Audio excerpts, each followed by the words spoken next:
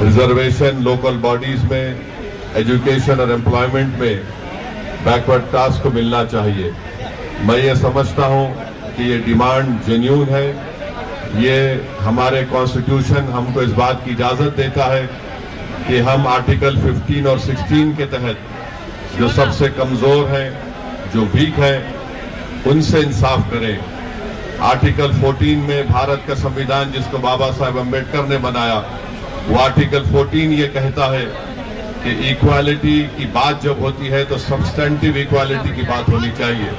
तो हम इस बात का डिमांड करते हैं भारत सरकार से, नरेंद्र मोदी की सरकार से, कि इस 42% को 9 शेड्यूल में शामिल किया जाए और साथ ही साथ नरेंद्र मोदी बहैसियत वजीर आजम, प्रधानमंत्री बार बार कहते हैं कि वो उनका ताल्लुक बैकवर्ड क्लासेस से है।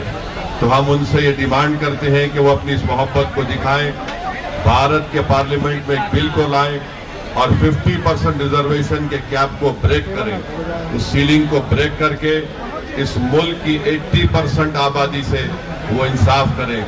ये हरगिज ऐसा नहीं हो सकता कि 80% आबादी से 38% या 40% में रिजर्वेशन मिले और जिसकी आबादी 10% है उनको 20% रिजर्वेशन कैसे दिया जा सकता है। तो मैं अपनी पार्टी की जानिब से इस डिमांड का पूरा सपोर्ट करता हूं और आपको ये बात बताना जरूरी समझता हूं कि कैटेगरी बी, सी और ई में भी कई ऐसे मुसलमानों के बैकवर्ड क्लासेस भी हैं जिनको भी इससे फायदा पहुंचेगा। तो बहुत बहुत शुक्रिया आप तमाम लोगों का कि आपने मुझे आने का मौका दिया। हम इसकी तारीफ करते हैं।